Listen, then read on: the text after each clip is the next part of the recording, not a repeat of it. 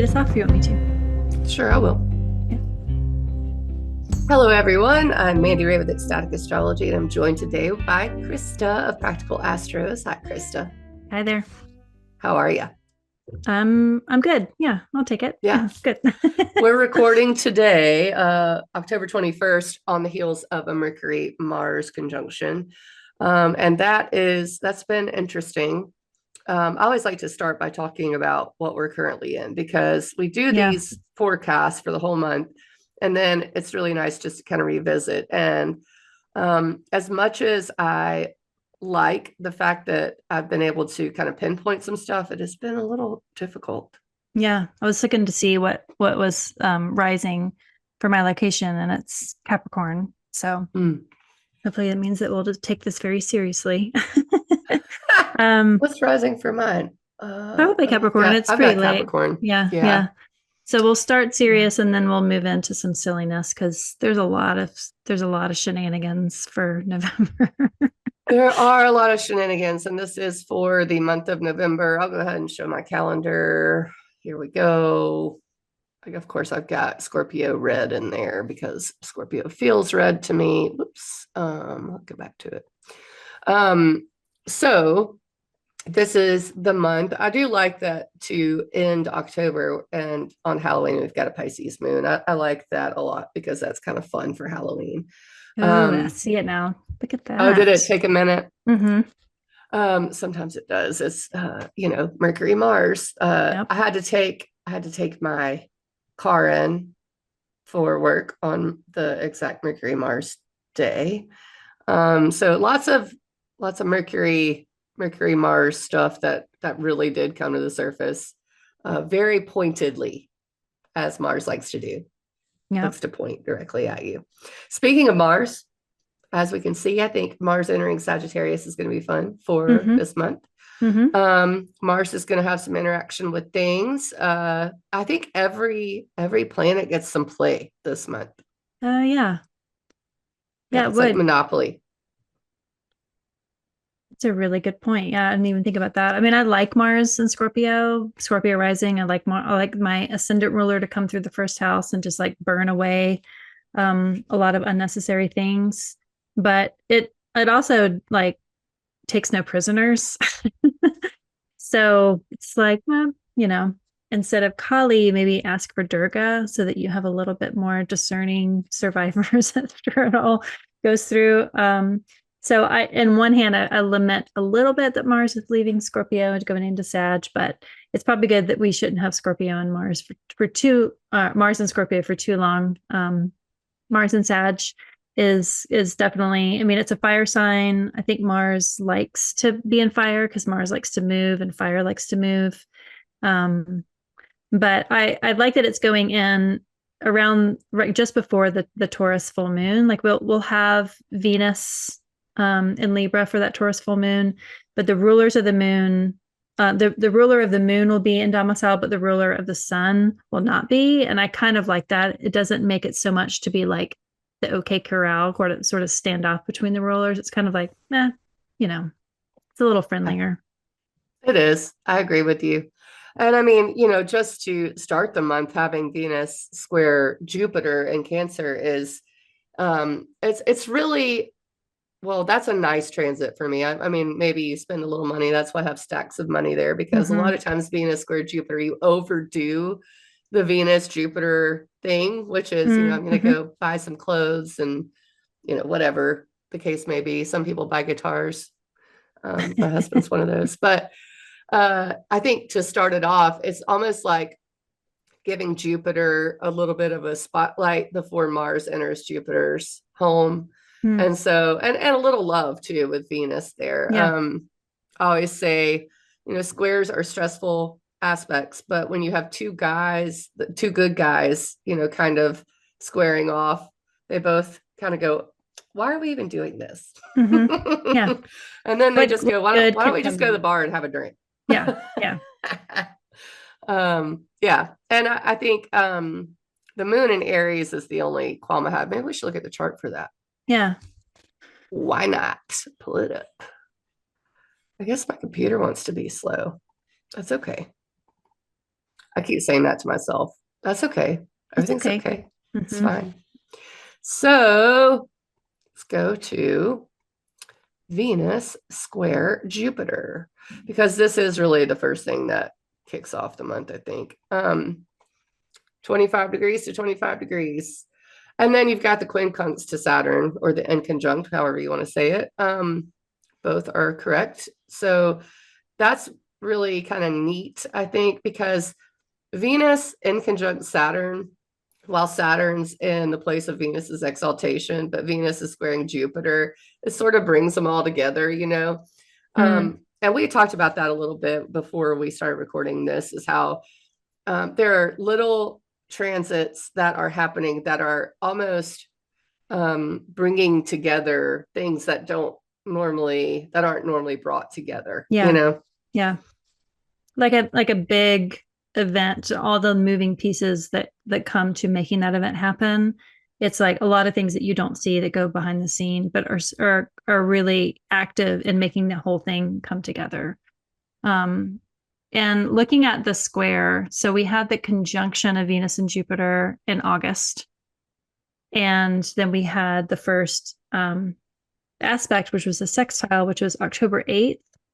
This is the first like hard aspect that these two planets have had since that conjunction in August. And, with Jupiter exalted there and, Venus, that basically both benefics being together, people called it, ourselves included, like the luckiest day of the year. It was a mixed bag because there was also malefic opposition happening simultaneously. But if you think of just these two, they came together in August, and then they've had this crescent shape opportunity with the sextile. This is like the opening, this is like the first quarter moon of their phase. And so, Mm-hmm. yes, it's a square. Yes, they can be difficult. But what is wanting to grow between these two planets? Because this is like the first chance to like work through some of maybe more difficult things in the area of Libra Cancer for your nativity. Or think back on like what if you did work with that the electional magic of that day, what's the first thing that you can kind of really get overcome, work through all those Mars square things to make this really big thing that you wanted to happen. I kind of like this aspect this day as like, here's like the first trouble that you've had, but it's like all going towards this bigger event that you're trying to create. Mm-hmm. Yeah, I agree. And one thing I don't have on the calendar is the fact that Chiron's involved. And Mm, so Jupiter squaring Chiron, that's kind of been active. They both move a little slower, especially than Venus. So the day, or actually maybe hours before Venus opposes Chiron, which I look forward to, because Chiron is a sensitive spot in everyone's chart. And yeah, it happens at 1:37 a.m. that same the day. same So it's day. kind Yeah. of bringing the both together. But Venus can come in and kind of smooth things over.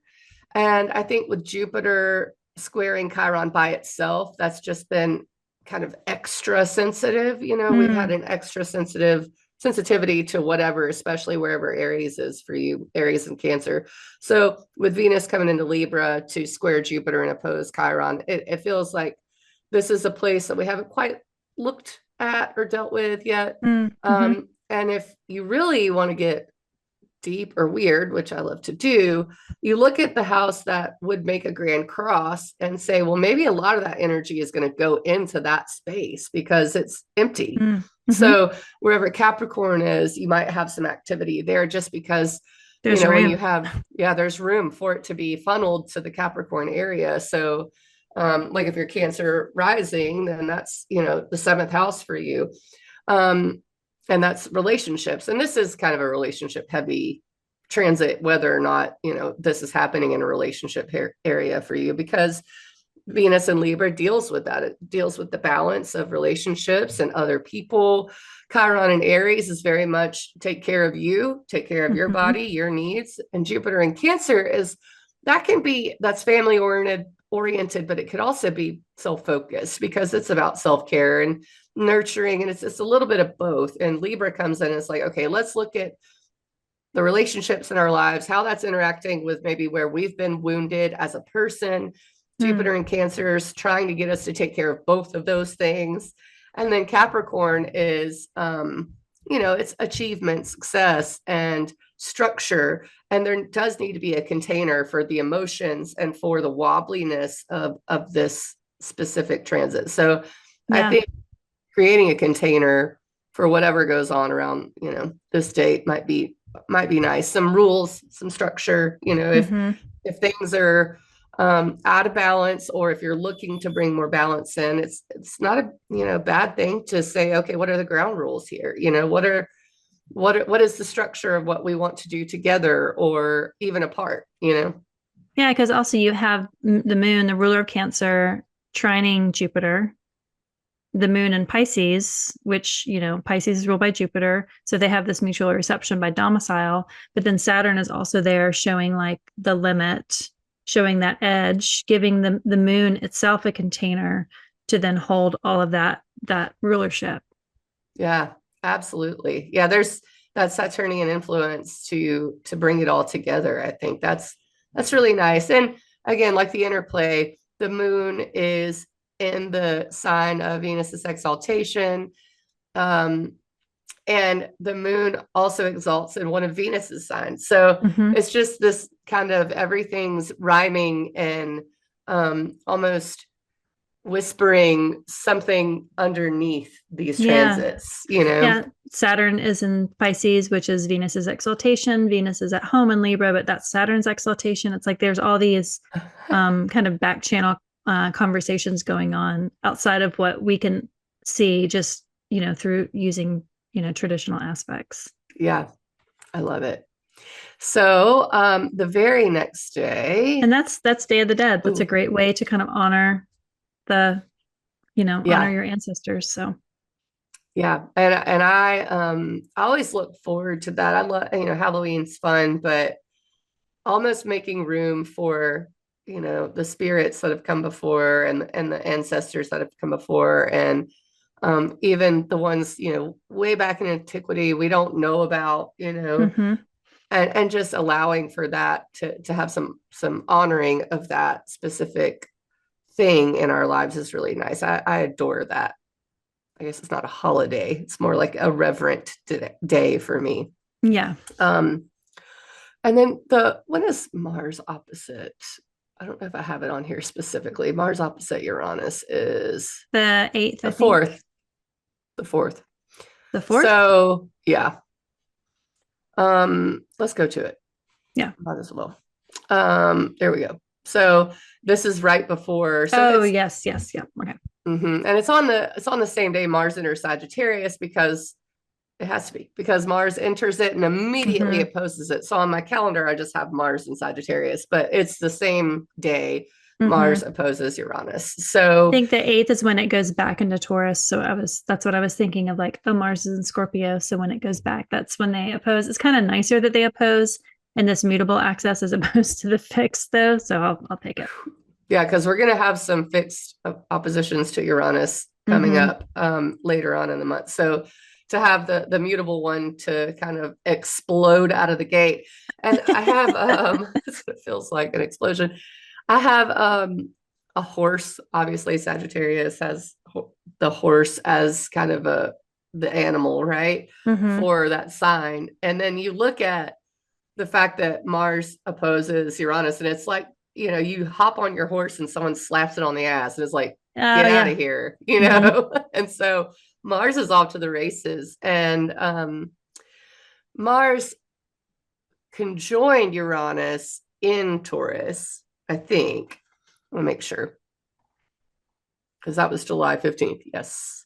So that was when Mars and Uranus came together. And you watch the end of our last Oh, forecast, yeah. you heard some talk about this, because Yeah.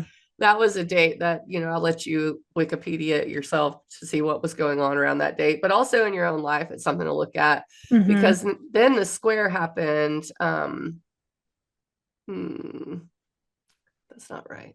Yeah, it is Yeah, the June square 15th, happened. That was the No Kings, the first No Kings the first No Kings. protest in June. Yeah.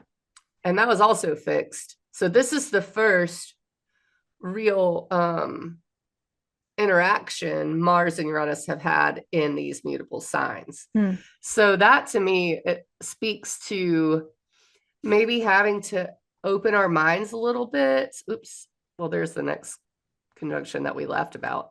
Did they sextile? That's a Let me good go question. Let's back. see. Yeah, but April not 4th. in, yeah. Yeah.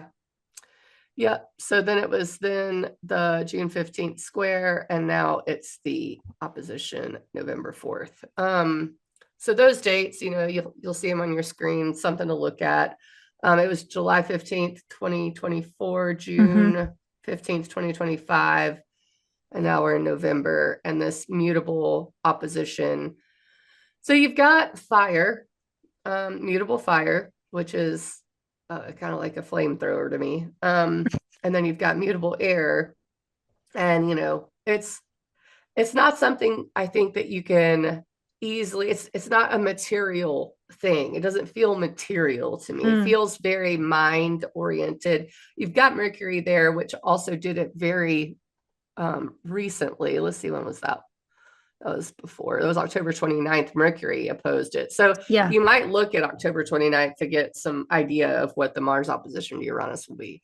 But Mercury is also active during this because Mars and Mercury are not that far apart during this. Yeah, Mercury's slowing So down because they will conjoin as it goes retrograde, but they're what, 5 degrees? Yeah, they're pretty close at that point. yeah. And Uranus answers to Mercury there. So Mars and Mercury both are looking at Jupiter and Cancer, like, okay, how do we act during this? And Mercury's Hmm. like, Mercury's being ruled kind of, it's got Uranus and Jupiter influences right now Yeah. because Uranus is in its home sign and it's in Jupiter's sign. So I kind of wonder if it's going to be like, what do I do? What do I do? I don't know what to do. It feels like juggling.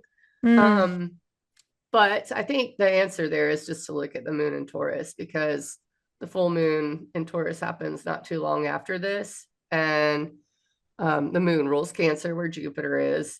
Hmm. So it's very much like, I think, pay attention to your values, pay attention to what brings you comfort. Um, if you're having trouble deciding, what to do, I think the moon in Taurus is going to be a good place to focus on during that time. Yeah, and this is going to happen so quickly. I think it's a good advice to look at the Mercury opposing Uranus to get that clue. But Mars opposing it will then, I think, just maybe make a little bit louder reality of what was communicated with the Mercury opposite Uranus. Um, the traditional decan of this is Mercury, not Jupiter. For that's that first decan of Sag. It's called the Lord of Swiftness, and so Mercury um, I wonder if I is have it set to the wrong decans. it looks like traditional because there's Pluto in one of them. Yeah. But if you imagine Mercury is not at home in Sagittarius, it's exiled. But this decan is all about just moving things forward really, really fast. And so I think of that. The tarot card is the 8 of Wands, which all you see are all like 8 wands pointing in one direction to go forward. And so it's like whatever this aspect is going to be, I imagine it's just going to be very fast. And that swiftness might compete with that slowness of the encroaching full Taurus moon, or it might prod that Taurus moon on. I mean, like any sort of applying aspect, especially we feel it with the moon, as the moon grows, there's this anticipation that happens with a full moon. And so the day of or the day before, it looks like the full moon, we're going to have that palpable, like something's building. And I think that Mars opposite Uranus might be this really swift eruption. Like again, I don't know it'll be like a thing, but like a swift eruption of communicating a news headline, Yeah. or piercing this idea of belief, because we think of information that we gather with Gemini and how we collate that and glean meaning from the philosophical end of Sagittarius. So that challenge of belief and disruption, like maybe there's this information that just gets prodded out, and really transforms really quickly how we think about something. Just how we think about problems gets really uprooted really fast. In addition to that full growing feeling of the full moon, I feel like the full moon might continue it because the full moon's going to happen, and then the moon's going to go in to it's going to conjoin, Uranus. Is it going to Mm-hmm. conjoin Uranus before it moves? Yeah, it'll conjoin Uranus and Gemini before Uranus retrogrades back into Taurus. So, Yep. um, Just before.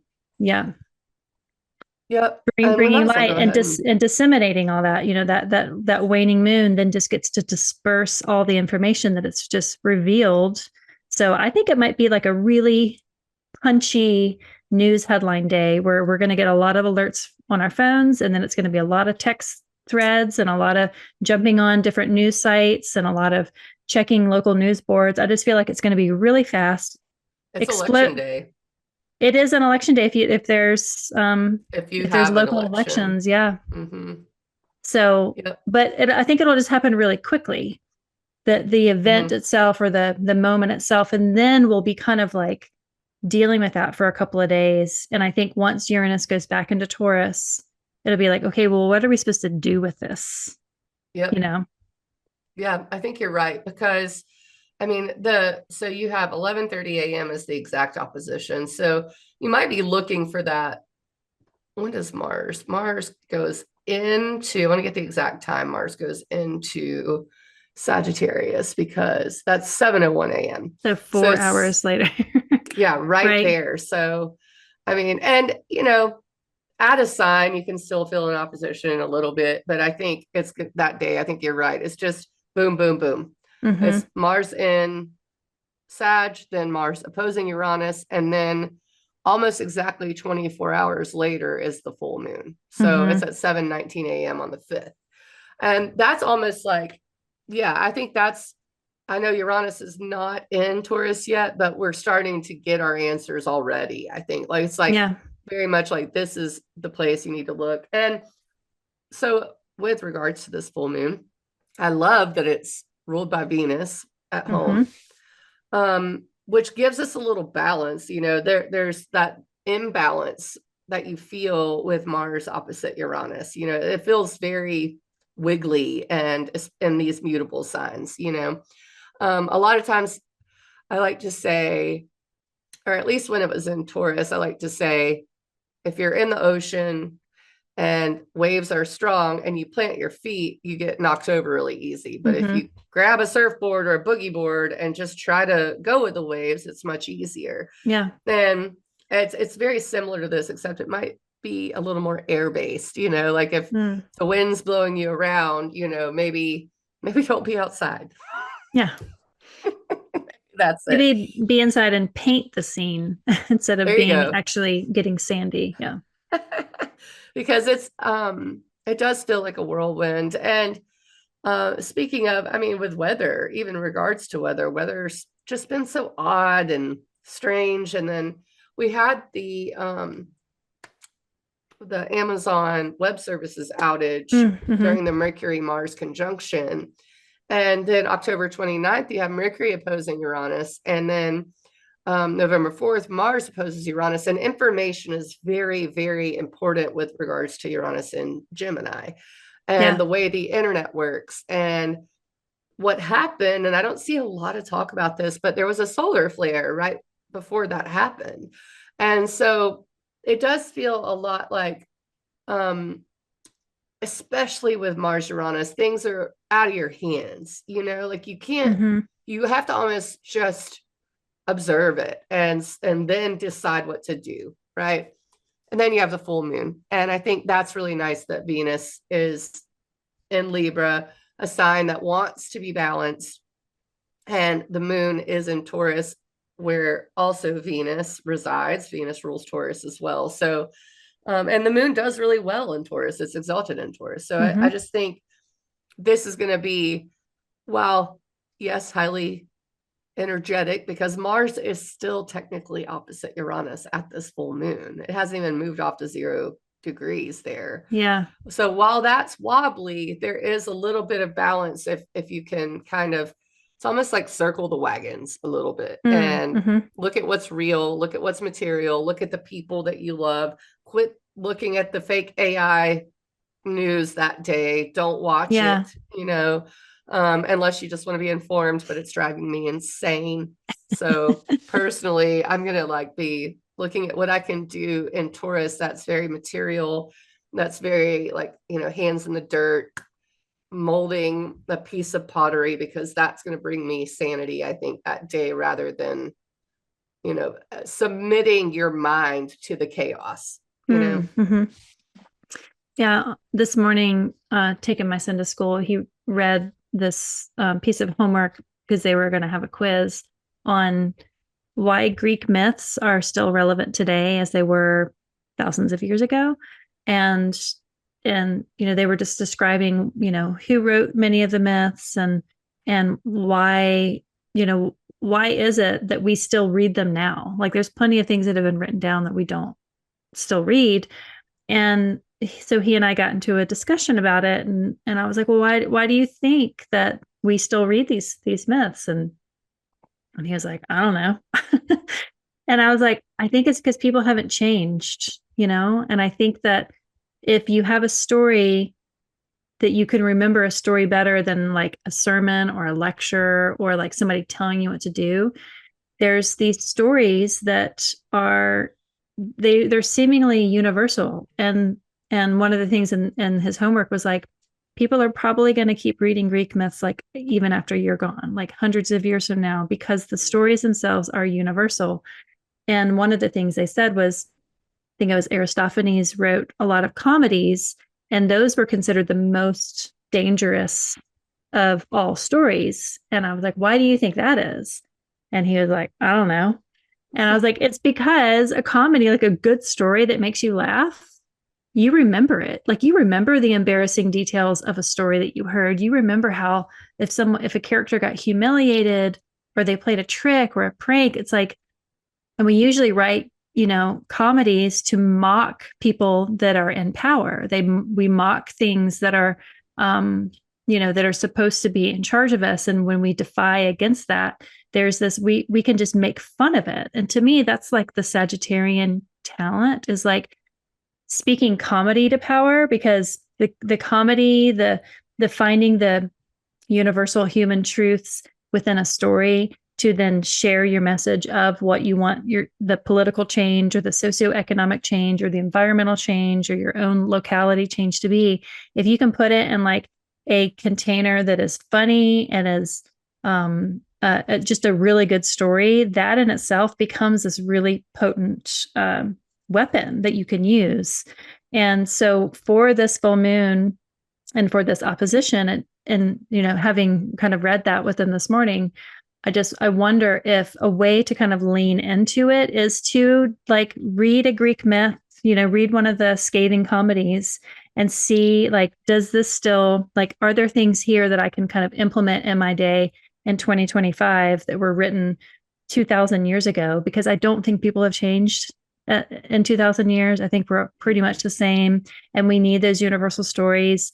And as a way to get away from AI for even a little bit, because AI is here, yes, we know, but it's also really annoying. It's already really annoying. And a way to kind of counter that is to go to something that is lasts a time. Like, I don't think the way we consume AI is going to be sustainable. One, environmentally, it's not, but also just if it looks too real or too dumb or too like soft in the edges, I don't know. Finding something that's a bit grittier and a bit more honest, like a Greek myth or a classic story, something like that. It's like, for this full moon, dig into that authentic place of getting your hands dirty, or just like reading, Something authentic. Yeah. something Something authentic. that makes sense. And it reminds me of that show with Jeff Goldblum, Chaos. It starts with a K. Yeah. Mm-hmm. And they've taken the Greek myths and put them kind of in the modern world, Yeah. and how funny that just goes to show you how true those things still Yeah. still are, that you can translate them into the modern world and they still hold true. And yeah, I think that'd be a great little thing to do as well. Watch that show. It's a Yeah. funny show. And then right after this, Venus moves into, let's get it exactly, Scorpio.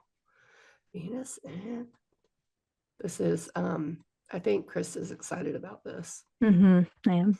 I mean, this begins the beginning of a very long journey that Venus has to take. You know, she's exiled in Scorpio.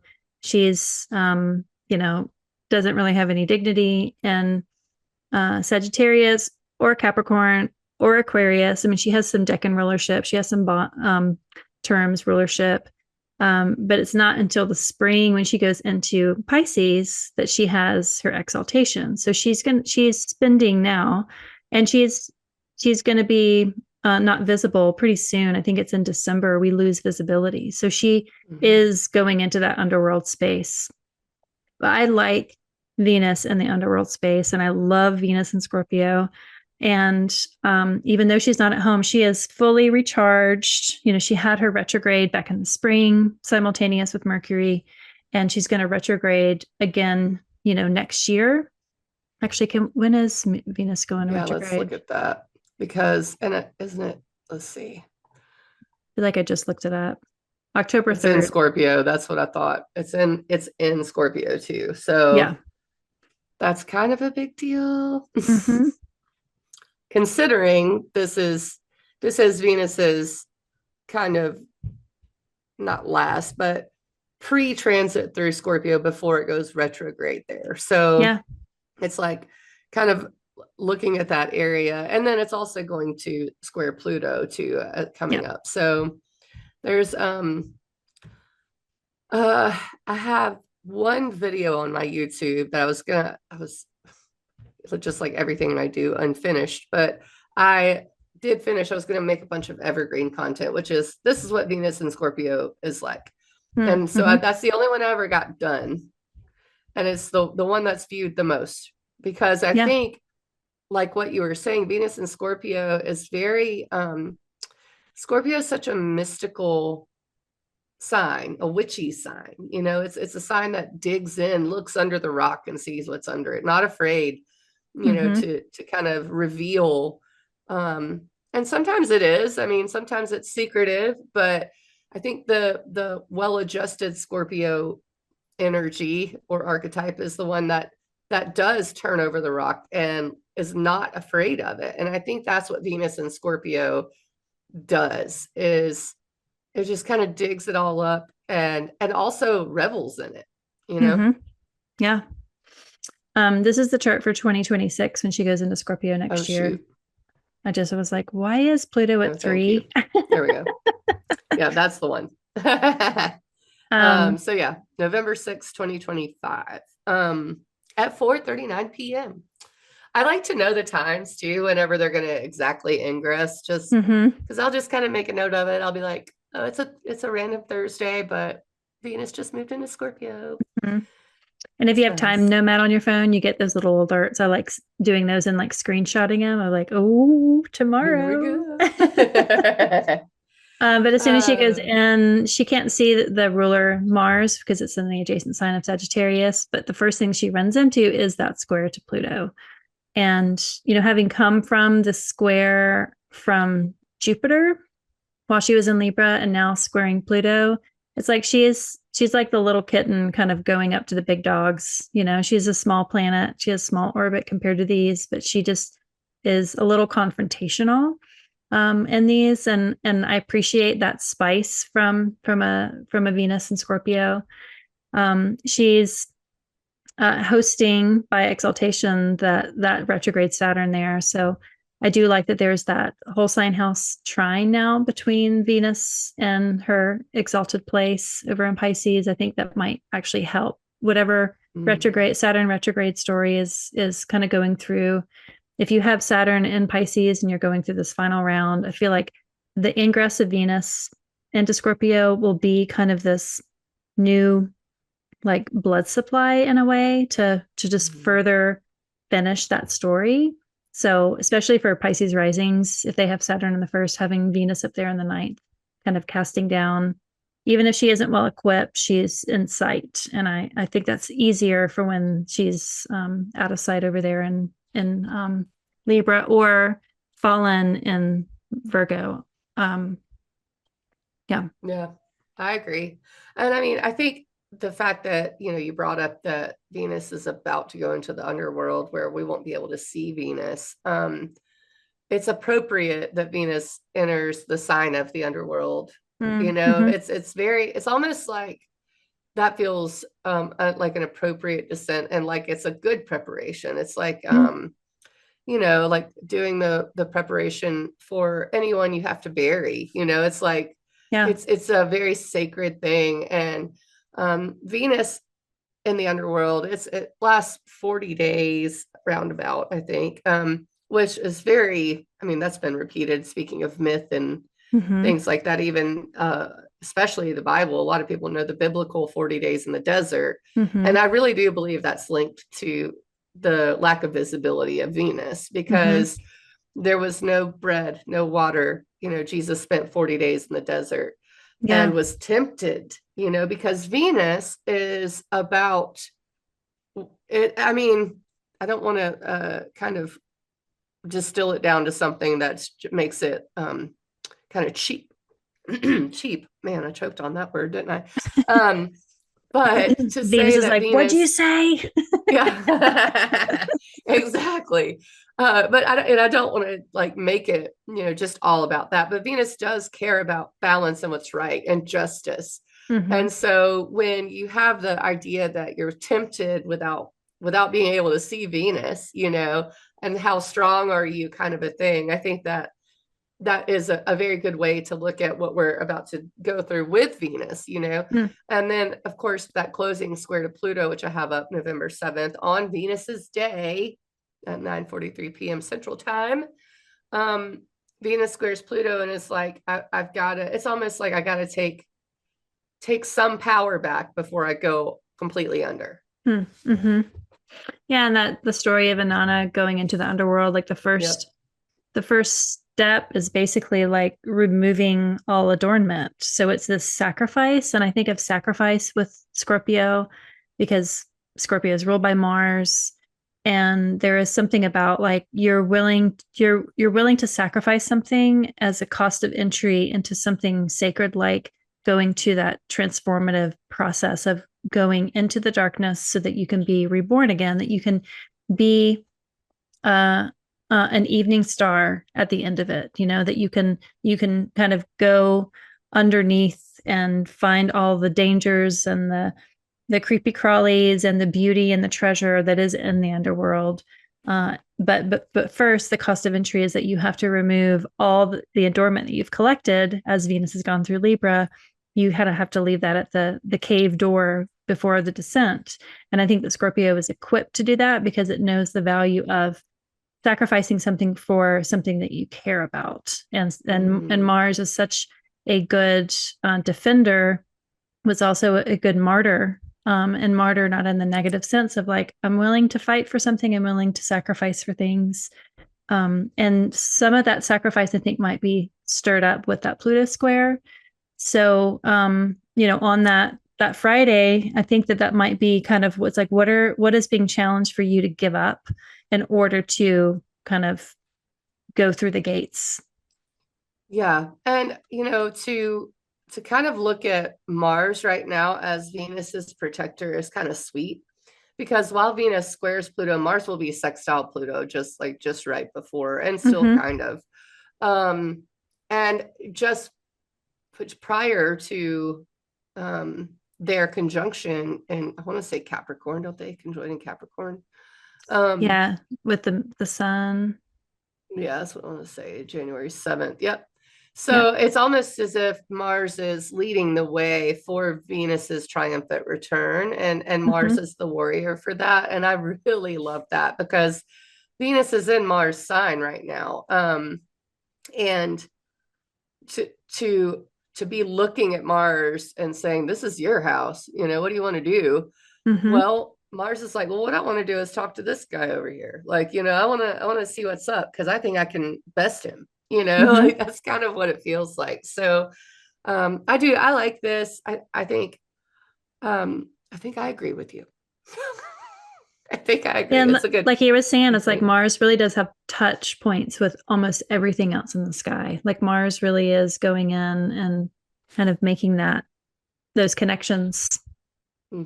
I think we'll be well equipped. I mean, and I say that specifically because of Mars and Sag sextile Pluto for this square. I think Mm, maybe more well equipped than normal with a Venus square Pluto. You know, it's like this yeah. is definitely a chance to, and Mars in Sagittarius really fights for what it believes. You know, Hmm. it's a sign of belief and what it wants. It's a sign of optimism. You know, and adventure. And Yeah. so where Venus might be reticent, Mars is giving some oomph to Venus there. Well, I guess let's look at the Feel like we calendar. purged some things just from that conversation. I think so too. That was nice. And you know, I mean, of course, because the next thing that happens is this screaming guy with his brain open, Mercury retrograde Sagittarius. And I mean, and we're gonna go to the chart in a minute, but just the reason I have the brain open and I'm screaming is because Mercury already does not really operate well in Sagittarius. I kind of disagree with that. I have Mercury in Sag. It's just not With at the home there. It's Yeah. not at home there. And I mean, you hear a lot about debilitated and you know, and how I think of all of the planets and all of the places they're uncomfortable, Mercury's the least uncomfortable in Sag of all of the planets that are uncomfortable anywhere. You know what I Mm, mean? hmm.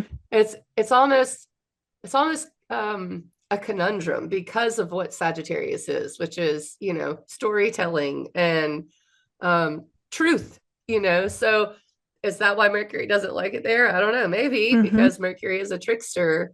So to have Mercury there already, however you want to describe it, but we'll just say uncomfortable because it's a quick way to describe that. It's that discomfort is only, you know, maybe due to the fact that it's actually honest, you know, Mm, and then you have it going retrograde. It just breaks everything wide open, you know. So I think, especially too, with Venus and Scorpio, Scorpio can be secretive, it can be obsessive. Um, and that doesn't mean it is what it is, it just can be that way. The square to Pluto already might reveal some things. mm-hmm. And then Mercury retrograde in Sagittarius, you're gonna, I mean, it's hilarious to me. I think we might have a lot of politicians with foot and mouth syndrome Yeah. just saying the thing. What is said it out loud? They said that part out loud is what Yeah. people say. It's almost like a meme Hmm. phrase, you know. Um, and I feel like that's what this Mercury retrograde starts as. It will go back into Scorpio, which I do think will further reveal secrets. So let's look at the Mercury retrograde. Yeah. I'm thinking of like, uh, basically like the intrusive thoughts, that stay contained in our head. We'll just have like an open door Yeah. during Mercury retrograde in Sag. And if we think of just like the archetype of Mercury as being this, quick, short term, back and forth collection of data, like pieces, understanding all the pieces as they break down as little individual segmented pieces. And then Jupiter, which is like, whoa, whoa, whoa, like how does it, like what does it all mean? Like Yeah. I don't care about all of your tabs on this or these columns. Like what's the bigger picture of it? And so that's the Mm-hmm. conundrum of I have a lot of information. I have a lot of information I care about or I believe in, but like trying to get a big picture from all of that data sometimes is difficult. And so the retrograde in that is like, okay, well, let's revise some of this information because maybe it doesn't belong in the big picture. Maybe I Mm-hmm. don't need to have all of this data. Maybe I can just save that for another project. So it's like the tiny little bits.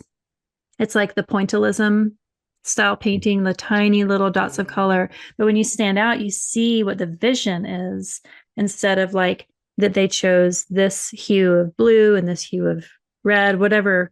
It's like not getting lost in the details. Like Sagittarius cannot help but look at the big picture. And so it kind of gets like janked up by being obsessed a bit too much about understanding all the small bits. So the retrograde, I Yeah. think, can kind of help, hopefully help, Like, what do you still need so that we can get to the big picture? Because that's really what Sagittarius wants to run towards, you know? Yeah, yeah. And I always like to say, I just remember what I kind of came up with when we had the nodes in Sag and Gemini. And especially with the South Node there, it was like, what story are you telling yourself that's not really true? It's only true because you keep telling yourself the same Mm-hmm. story, you Yeah. know?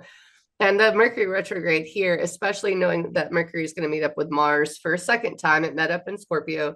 It's going to meet up with Mars again in Sag as a retrograde planet, and then again in Capricorn direct.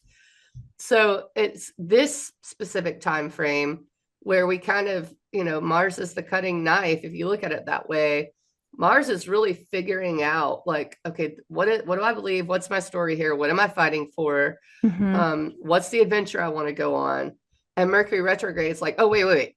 That's right. That's what I need to be doing. And Yeah. I Yeah. think that's kind of like, what story are you telling yourself that you might need to rework about you and about what you believe and about what your the whole point is, like you said, it's like, Yeah. what's the Like maybe you point of believed it this? once, but some new information has changed that, you know, or like that information has gone stale. And so now it's like, yes, I believed it then and that was true then, but now I think I need to redefine what my newest version of that is. And I think that that goes into it retrograding back into Scorpio too, is like having that Mhm. belief crisis and then going back in to really dig into the emotional undercurrent of what informs that belief as it goes when it goes direct, because it'll be retrograde all of November basically. It's like November Yeah. 29th I think is when it goes direct. So Yeah, and I want to also look at well, no, Sagittarius. I think it's SG. Come on now. I want to go back to when. Let me go back to this. what do you were looking at Uranus? Yeah, I was looking at Uranus going back um into Taurus because I don't know that I had that on the calendar, but it's Mm. important and it happens like right there, or maybe it's the day before. I can't remember. Where is it? Come on. There it is. So okay, it's when Venus squares Pluto. I think I Mm-hmm. just didn't want to make room for everything, but it's pretty much right there as Venus is squaring Pluto, Uranus is retrograding back into Taurus. And the reason I was thinking about that with regards to the Mercury retrograde is because with Uranus and Gemini, and Mercury is still direct, we had the Mars opposition to Uranus and Mm-hmm. it shakes things up. Of course, Mercury is going to need to rethink something, because Yeah. we had Mhm. this, like, maybe, like you said, maybe there was a big news story, maybe some information that came through. So it's like that happens November 7th at 8:01-ish p.m. I may be wrong about that exact time, but it's around that time. And then Mercury goes, you know what? On Sunday, I need to turn around and slow down and revisit this because that information was too much. And now Uranus is back in Taurus. And you know what? I'm going to go visit Uranus. I need to have Mm-hmm. another conversation with Uranus. Yeah. So I really love that. I love that. Yeah. And so then Mercury will oppose Uranus again on the 19th after it Mm-hmm. goes back into Scorpio to kind of have that reconciliation talk, be like Mm-hmm. to bring that point of contention back up. Mm-hmm. Yep, exactly.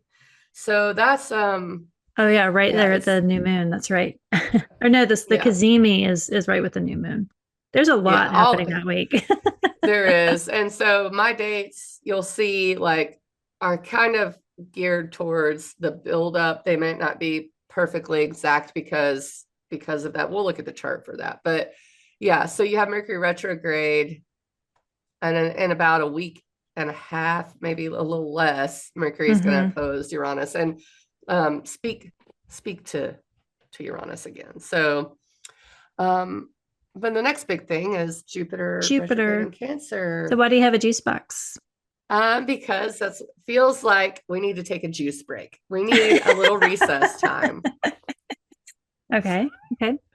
I'll just put recess. I was like, it's just it's what it's giving. It's giving the feeling of I've pushed forward into all of this new emotional territory, Mm. and the emotions are just flying everywhere, Hmm. or splashing everywhere, or whatever the case may be. And it's like, I need to sit down on the playground for a minute and attend to my inner child. And the moon's in Leo there. And it just gave me that feeling of almost like it's either you kick and scream and throw a tantrum, or maybe you just need some juice, Hmm.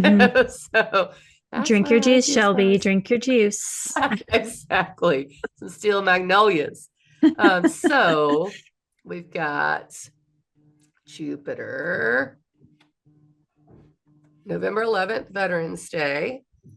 Um, and the moon in Leo. And I'll go back a little bit because The full moon was at that 13-degree.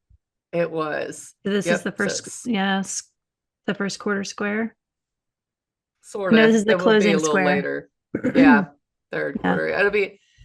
Yeah, it'll be a little later that day. But just before Jupiter, it's stationing. It's not exactly moving retrograde yet, but it's stationing when the moon meets Jupiter Mm-hmm. on Monday the 10th. And I just wanted to call this out because I don't want to forget that the moon will trine Venus on Saturday the 8th. And that's just kind of nice. I like Yeah. that. And if you're looking at what that weekend's going to be like, the moon trine Venus is a good one. Yeah. Um, and then the next day, the moon hits Jupiter, and the Jupiter's already at a stationary degree in minutes. So that's pretty much that whole weekend. I guess the station, I wonder what Astro Gold considers the station. It must be a few minutes For because, yeah, because it's got the black station symbol there. And then the 11th is when it's actually retrograde at 25:09. So okay. 25 degrees, 9 minutes. Um, and you got the moon in Leo. And yeah, Jupiter, as it stations, Saturn is retrograde and it's about to station direct later on.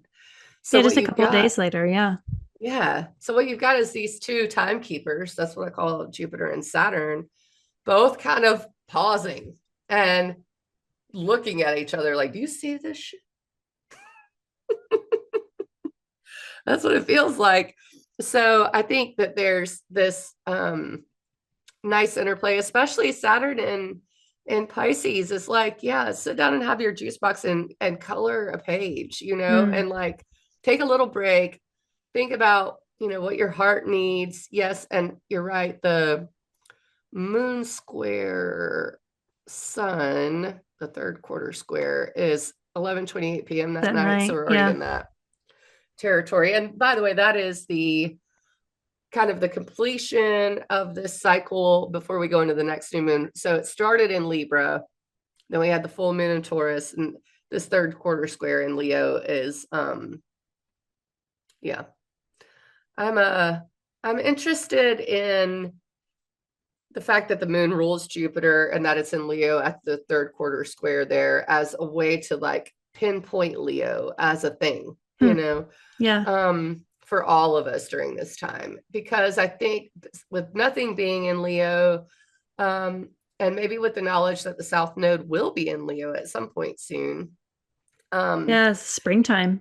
yeah, Yeah. it's a thing that we need to maybe remember, just remember what what play is, what joy is, because especially with, I've been overly emotional, and I swear it's not, self-fulfilling prophecy because I'm an astrologer and I know Jupiter's in Cancer and I'm a Cancer rising and I have a Yeah. Pisces Yeah. moon, and it's been unavoidable, and I'm not the only one, that I think what's going on in the world is affecting greatly, greatly. I mean, you're bombarded with videos of people being detained and children being treated poorly, um what is truth anymore, and that's what Jupiter is about, is truth. And even people lying over and over can make you emotional because it's crazy making. That's what Mm-hmm. abuse is, and Yeah. there's so much of that. So at this station with the moon in Leo and the third quarter square finishing out that lunation cycle, it's like, what is, you gotta like kind of sit down and have your juice box. You have to remember that inner child and what joy is and what love is. I mean, Leo is the heart chakra. And I Mm-hmm. know that we're talking about Jupiter and Cancer, but it just seemed very poignant to me that the moon will be in Leo during this, you know? Yeah, and just before that, but when the sun is at 19 degrees 59 minutes, so it's just barely before. Oops. That's the sun's decan, the traditional decan. Mm, And that, if we imagine like, okay, well, the sun as the home of Leo, what's the domicile of Leo, and just bringing in that Leo quality. Um, the sun ruling that middle decan of Scorpio is this moment of play. The Rider-Waite-Smith card is like these children, and there's 6 cups, and they're full of white lilies and flowers, and it's like this that golden hour color, of just like being playful and childlike. It's very Leo-esque. And so I like that third quarter square. It's like when the sun is starting to set and you have that instant like melancholy of like what a nice day it's been, or like how much fun I've had, but you know the sun's going down, you know that the day is ending, and that's kind of that energy of a third quarter square that yeah, just I think it'll be also Uranus is in Taurus, Neptune and Saturn are in Pisces. So we're out of that louder fire air of the outer planets. Pluto's in yeah. Aquarius, it's there, but we have a little bit of softness now with Uranus back in Taurus, and it just feels like there's some softness and some relaxation, and hopefully that eases us into a little bit more play. Um, I think that opposition between Mercury and then Mars to Uranus will disrupt something, and then the Mercury retrograde is then we're going to have to like that disseminating energy will be like, how do I find just the good moments right now? Because I feel dysregulated. It feels like I've been dysregulated for months. And so this Mm, moment kind of is a snapshot of us seeking that warmth and that juiciness of a Leo moon. It's so loving, so warm. mm, It's like the hearth that you're drawn towards because it can, warm your hands and cook your food and make you tea and be a conversation piece of people that are gathering around it. Like it's what draws us. It's like the hearth is the star around which families orbit. And so I like just all of those warm needs kind of being met with the Leo moon. So maybe yeah. I'll And have some of that softness. I love it. I know, right? I hope we do. And that day, it just made me think about I live in a place they call the City of Valor because I think we have the Mm. most Medal of Honor recipients that are from this town. Mm-hmm. And we have that day as Veterans Day. There, it starts with the whole community comes together, and really because of this connotation of us being the City of Valor, we Mm-hmm. make a big deal out of Veterans Day. And Yeah. it starts with a pancake breakfast, and all for the veterans, and it just reminds me of kind of that idea of honor and love and uh coming Reminiscing. together as a Yeah. community. Yeah, Yeah. reminiscing, all of that, which is a very Cancerian thing to do. So yeah, I mean, as much as, like I said, Jupiter retrogrades, is it? It's not Stephen Force. It's Rick Levine. I think he says retrograde planets are just louder because they're doing something the opposite way. Mm. And I really like that idea. So as much as um, retrogrades, have this connotation of the Mm-hmm. redo, rethink, I guess with Jupiter, reimagine, something like that. It's also like extra emotional. And so Mm. if you don't lean into that, um, I guess that warm hearth energy, it can be dysregulating. So Yeah. yeah, I hope we all have that. I really do. Oh, interesting. What's next? Oh yeah, Mercury conjunct Mars and Sag. Because why not just bring more Jupiter into the picture, right? So Mm-hmm. that's kind of what's going on here. They're close at the station. Yeah. And then you get the exact conjunction the 12th. at 6 degrees, 4 minutes. And with Jupiter still, I mean, it's only 1 minute off of its station degree. So it's still Jupiter It's retrograde. still, yeah. Yeah. I mean, it will be, but it's stationy, I guess, is Hmm. the term. It's But like when you had big cars and they would like rock at the light when you stopped, it's like rocking, but it's pretty much stopped. yeah, yeah. It's something that I just saw, like my attention drew there was Venus and Black Moon Lilith too around that Mm. time, which is Black Moon Lilith is the dark feminine is what they say. Um, it's one of those things that I find the conjunction of the trickster with Mars and then Venus with the dark feminine very like um there's a word I'm looking for. It's like an exclamation point, like this is something I've got to do, or something I'm not going to take anymore, or something that the Ah, line is interesting. drawn in the Yeah. sand, you know. Um, I think in Sagittarius, it's a lot more, like kind of like, It's like a rallying cry, you know? yeah, Yeah. yeah, and it A could bit just like be, it doesn't feel go as ahead, heavy as it has in Scorpio. for sure. There's some levity, but still purpose, but a little bit more levity in Sagittarius, it seems. Yeah, yeah, I would agree. Um, and I mean, I really do think, I had the thinking man as the emoji for this because of Sagittarius's association with philosophy Hmm. and Mercury, just really trying to rethink some stuff as it's retrograde. It feels like it'd be like the warrior before he goes into battle, wondering if it's the philosophical right thing to do, you Yeah. know? Yeah. But I do think it's going to be less of a, like in Scorpio, it seemed very serious and very angry in Scorpio. And maybe that was just my experience, but it was just darker.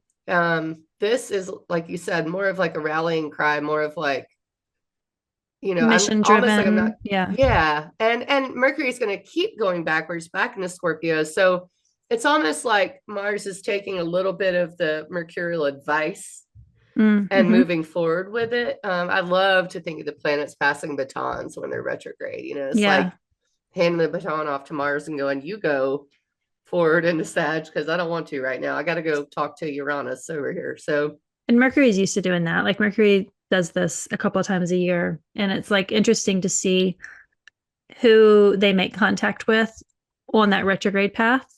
Because mm, then they're going to catch up with them later because it does move so quickly.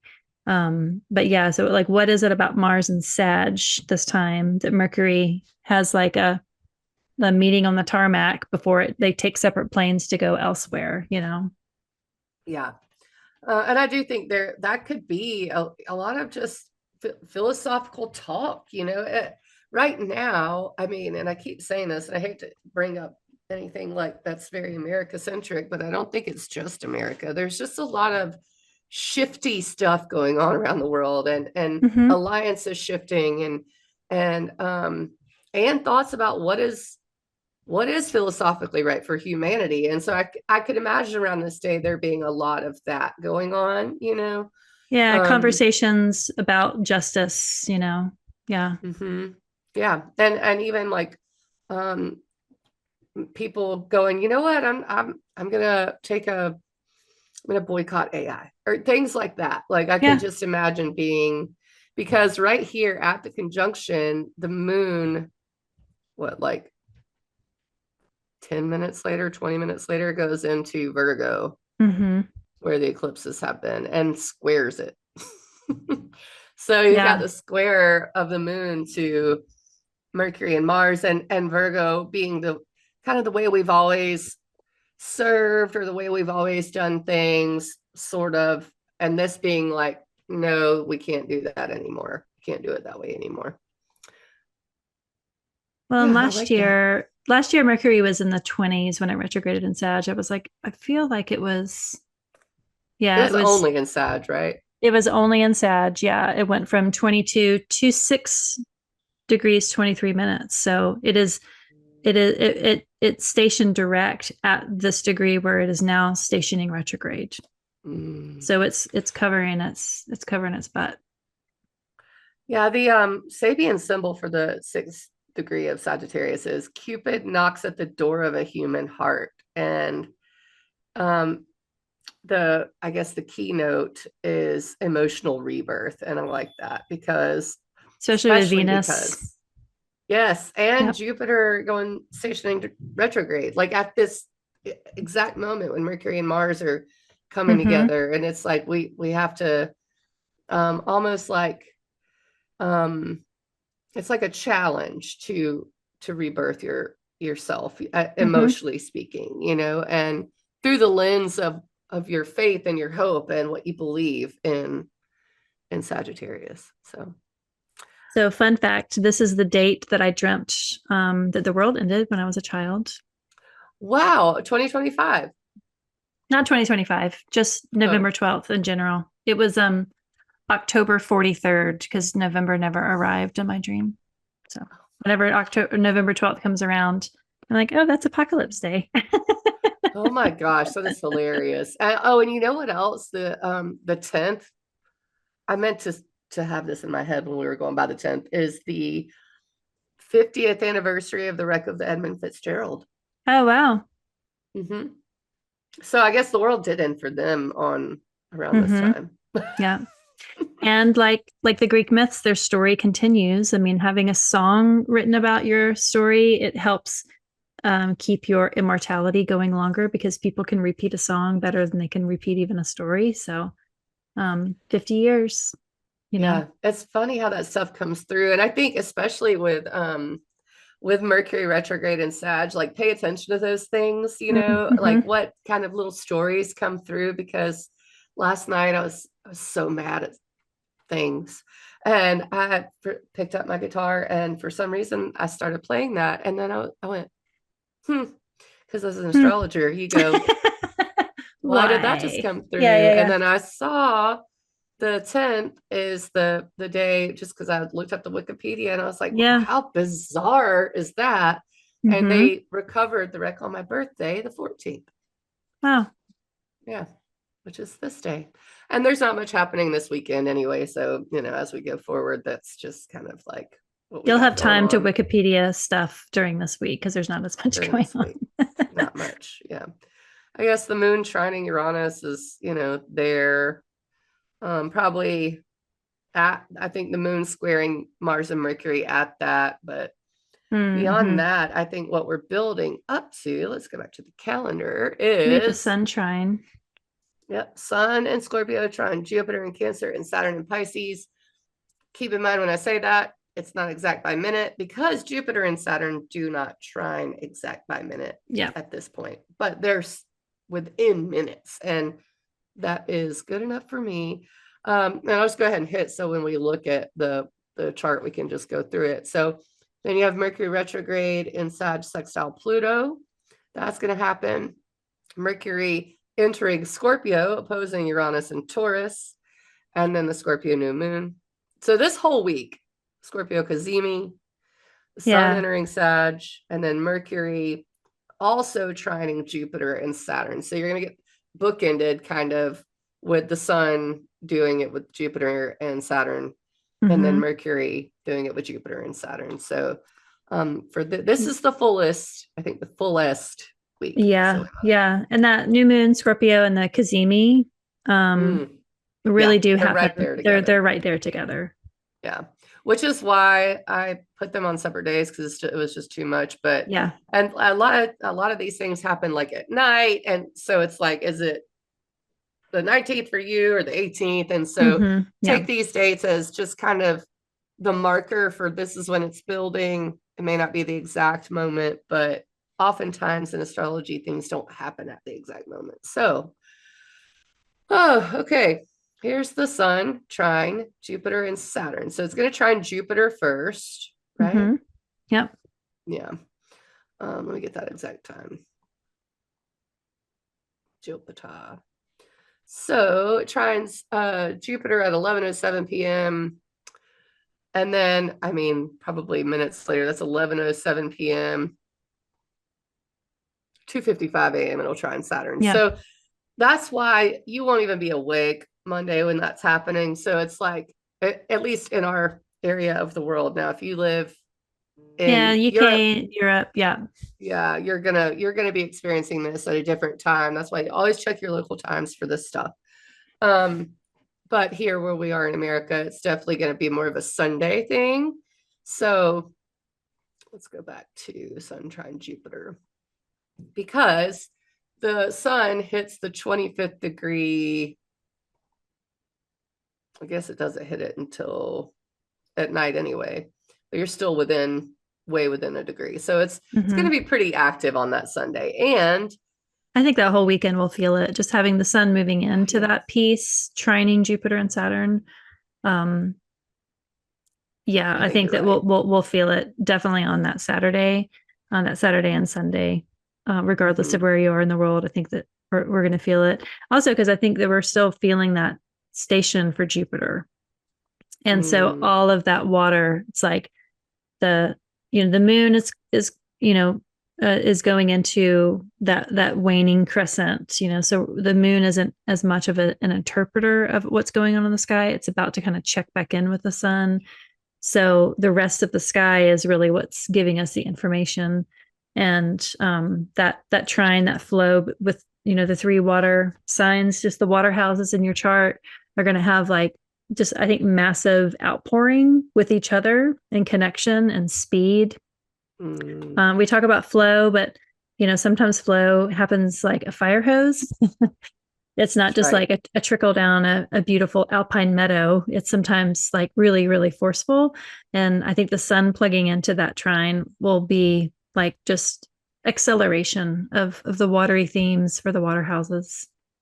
Yeah, I agree. And it's also like when people say lock in, it feels Mm-hmm. like this is not at the first, because Mercury, well, I guess they weren't even as close. So really nothing's really done it yet. Yeah. This is the first locking in time period, I think, where we see what Saturn and Pisces has been doing for us or to us, depending on how you look at that. And Jupiter in Cancer has been doing, and the sun just completes that trine. And I love it. I mean, a grand trine, the only thing about that is it's kind of hard to get out of. That's the one thing I think. It's like, the Mm-hmm. circuits are connected and that's flowing. There's no way to get out of it. That's Yeah. why squares actually make things happen. And trines really just support what's going on in a way that's just flowing, and especially so in water. Mm-hmm. Um, and this circuit is very connected this weekend. Um, what do you have planned for that weekend? I'm not sure. Yeah, I I wasn't don't either. I don't think I have anything deliberately planned, but I mean, I'm a water rising, you're a water rising, so this is our first, fifth, and ninth house axis for both of us. We're different water rising signs, but I think of like those houses of kind of fun and pleasure, and you know, um, I don't know exactly what I'll do, but I don't want to be burdened down with a lot of responsibilities, I think. Yeah. Venus on that day will be approaching my ascendant, which is really, really lovely. So, Oh, that is. yeah. Maybe we'll just do a fun we have to record our holiday special. Maybe that's what I'll do. Yeah. Yeah. We'll have a lot of shit to say that day. A Just lot. let it flow out. It's Um, funny because I don't have anything deliberately planned either, and that's unusual for me. I've been so freaking busy. mhm. But this weekend, I was like, I just pulled up my calendar while you were talking just to look really quick. I was like, well, what do I have going on? And all I have, we're playing a pretty big show on the 14th, and then it's just empty and open. And what's funny is that Saturn is involved in this, and you don't think of Saturn as lack of work. You kind of think of Saturn as work, but in Mhm. Pisces, it kind of is lack of it. You're kind of like, that's when the work is the imagining and the letting your creativity take precedence and come to the Mhm. surface. And I think that's what I want to do on this weekend. I want to let my spirit lead the way and Yeah. figure out what it is I want to do. I think you're right. I don't want to be bogged down either. And um, I looked there at my is calendar. I have a dentist appointment on that Monday. So it's beautiful. like maybe I'll schedule a facial. I have a friend that um gives amazing facials. She uses all like organic, really gorgeous facial care. So maybe I'll book a nice relaxing facial, for that I day. love it. There you go. And then, yeah, that Monday, you've got Mercury sextile Pluto. Let's go back to Pluto. Yeah. So that's Monday around or just after lunch, depending on where you are. Um, and there's the It's so good thing funny. That's about right when this. I'm at the dentist. Are you kidding? That Yeah, is hilarious. at And the moon's 2:30. anoretic. Mm-hmm. Love it. Yeah, I love it. That is something that's, I mean, the yod there with the moon is pretty interesting, but it is very brief. So it's just like not Yeah. really a thing, but it is kind of a thing. But Mercury sextile Pluto, I love that there's really no squares, except maybe Jupiter Chiron. That's maybe even if you count that. But everything's just now the downside of that is getting stuck in a place you don't want to get stuck in. And what I mean is maybe an emotion or Yeah, yeah. you know, Yeah, having or a that thought pattern. flow, having all that like kind of get out of hand, of just not being able to like plug the flooding of whatever is happening. This is Yeah. like a week before Thanksgiving in the US, so maybe it's just Yeah. the emotional turmoil of like thinking about hosting or going home, to visit family and just Hmm, all of that. I mean, it could be, but honestly, it's kind of like, I mean, I don't get like super bad vibes from this. It's kind of like, you know me what? either. Let's just like, there's going to be some momentum. That's the word that keeps coming to me. There's momentum. There's some like wonkiness with the Mercury retrograde and, Mercury Mars together. But Yeah. like, if you could, like you said, like, instead of planting your feet into the sand while you're in the water, just be like, well, what do I Float have? with it. What do I have to float? What do I have to ride along? Because there's momentum here, and maybe I can ride this momentum towards quicker success in this water trigon than I would have exhausted myself to swim this far. But if I can like ride the waves and have the momentum carry me further down this way, sure. But Yeah. it can also be overwhelming. So if you are feeling really vulnerable or like you can't handle a lot of emotional stuff, just stay home, watch some good cheesy movies, cry it Yeah. out. I mean, make yourself some I potato love soup. that. I know, right? Some potato soup. But I also feel like, especially with Mercury sextile Pluto, like there does seem to be maybe the momentum is also ideas, like or Mm-hmm. like there's a story forming that we get excited about it. And hopefully that's what I wish for everyone is that what they get overwhelmed by is inspiration Yeah. and not like too much sadness or emotion, but more like I want to do something new Yeah. or something different or maybe what's flowing in your life is feeling good and you really need to lock in and say this is the feeling I want. This Mm. is the thing. I want to keep this feeling going Yeah. because that Monday sextile of Mercury to Pluto just feels like um yeah, it feels like a almost like a light bulb maybe, or I have a yin and yang symbol because it just feels like things are balanced. Yeah, so can we look again? So when is Yeah. Mercury going to sextile Pluto again after it comes into Scorpio and goes back into Sagittarius? So if we have November 17th as the date, a month later, December 13th. So those Yep. 2 days are tied in together. They're at a different degree, but they're sextile again. So is there a recurrent theme? Is there like some sort of sparkly new inspiration or idea or looking at the Aquarius Sagittarius houses, can you find something there?